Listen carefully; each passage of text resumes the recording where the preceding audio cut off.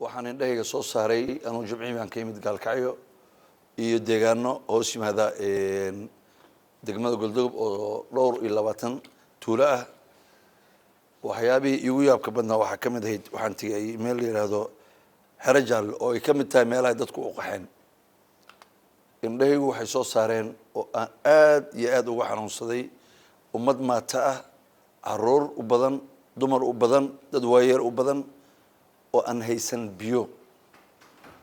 iska daacunto gaaray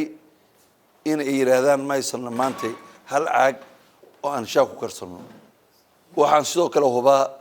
kuwa ka sii daran ayaga oo indhahaygu ay qabteen inay jiraan oo dhinac walba leh dadkaasi hal beel kaliya ma ahayn beel isku wada jira oo wada degan oo walaala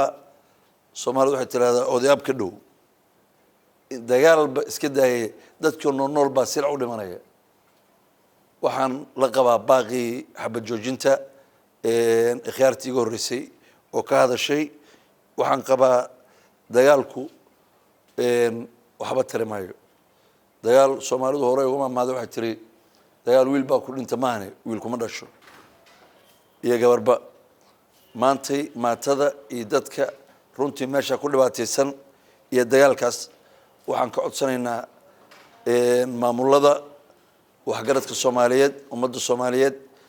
iyo meel kasto colaadi ka jirtaba in si nabada iyo wada hadal lagu dhameeyo miis hortiis la soo fariisto la xisaabtamo la istuso wixii khaldan cid walba mas'uuliyadaas ay toos u taabanayso iyo si dadbanba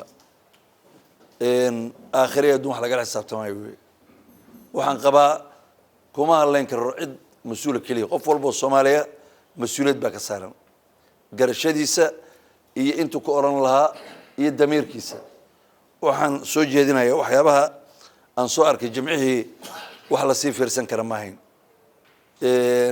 waxaan codsanaynaa ummadda Soomaaliyeed cid kastoo wax garanaysa iyo cid kastoo deegaankaasa waxaan qabaa Soomaaliya waxay u ahayd meel taariikh dheer leh waxayna ahayd meesha kaliya oo waqooyi iyo koonfur isku xirta maanta in lagu dagaalamo maahana waxay ahayd meesha kaliya oo ganacsi in lagu kala sameeyo oo ay u kala gudbaan u kala gooshaan nolol laga sameeyo iyo ganacsi bini'aadamku horumar ka gaari karo ayay ahayd